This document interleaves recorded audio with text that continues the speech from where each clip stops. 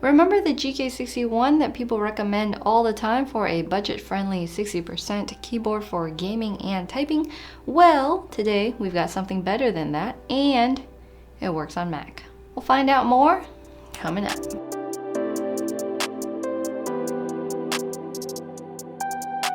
Hey guys, this is Betty from Switch and Click, and Applemaker actually sent us this AK61 a long time ago. This video is super late and they honestly don't even know when I'm gonna publish this video, if I'm gonna publish it at all. This is a AK61. It works on Mac and it's basically better than a GK61, and that's it. That's the whole video. Leave, go away. That's it. But if you want to learn more, keep watching. Oh, and also we modded it to make it better with things we had lying around the house, modded those stabilizers, put foam in there, lubed the switches, and now it sounds a whole lot better. But when I say things like with things we have around the house, it doesn't mean actual normal people things. I mean, we have a box full of lubricants. Maybe I should move on before we get demonetized though. Alright, so what actually makes it better than the GK61? There's multitudes of reasons actually, but we're gonna start with the first one, and that's the keycaps. The keycaps on the AK61 are made out of PBT plastic. It's resistant to oils, it doesn't feel slimy or gross, or that nasty moist texture that you get when you type on ABS keycaps for a long time, and that's what comes stock on the original GK61. The legends on this are dye sub. They're not shine through though, so you do lack RGB, but the RGB looks pretty good when shining off the plate just by itself. The legends here are super clean with the exception of the number row. That's sort of cluttered, but at least you get to see all of your sub legends and everything. Secondly, the AK61 is also compatible with Mac and has Mac keycaps along with Windows keycaps. It has the Mac function row and the Windows function row. It's a lot for a set of keycaps, but everything's there if you want it. It's pretty awesome. If you're a Mac user, you probably don't want your keycaps to say Win on it. I mean, how annoying can that be, right? But personally, I'm a Windows user and I'm okay with that. Thirdly, the stabilizers that come stock on here sound a lot better than the GK61 as well. They're both pre-lubed, and personally I think they all come from the same factory, but this one sounds better and not as rattly as the GK61. For reference, here's our stock GK61 without any mods or anything, followed by the AK61 typing test without any mods or anything.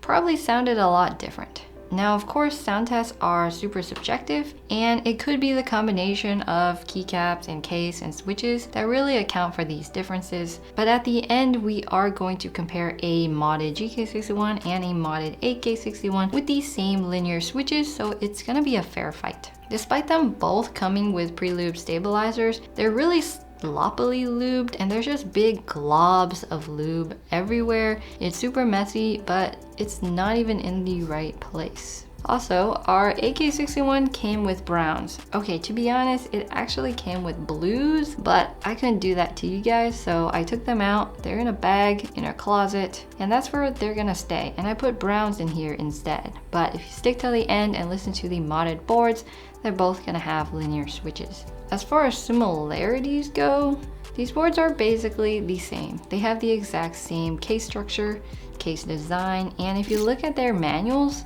they're practically the same keyboard.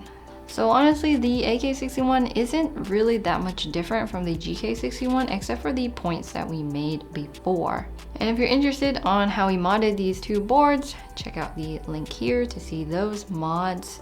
And we'll go into the direct typing comparisons right now.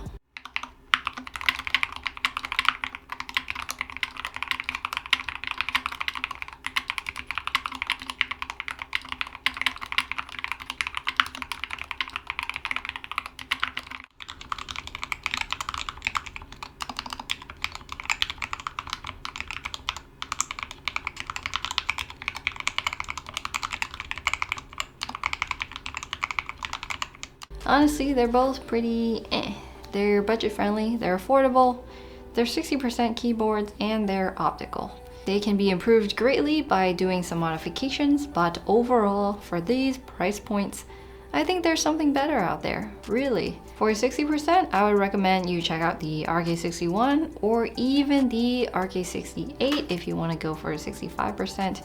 They're just better out of the box and they don't need modifications to make them sound better either. Although they're not optical, they just offer a better out of the box experience overall. But if you are interested in doing all of these mods, check out this video here where I did a custom keyboard under $100. And also thank you to our Patreon supporters for making this video possible. If you like this video, smash that thumbs up button, and as always, I'll see you in the next one. Bye! Seriously though, why do companies keep sending us clicky switches? It's just not gonna do good. Why even? We have so many boards with clicky switches that I just avoid reviewing because anyways, I gotta go throw out the blues. They suck. Why? Don't like them.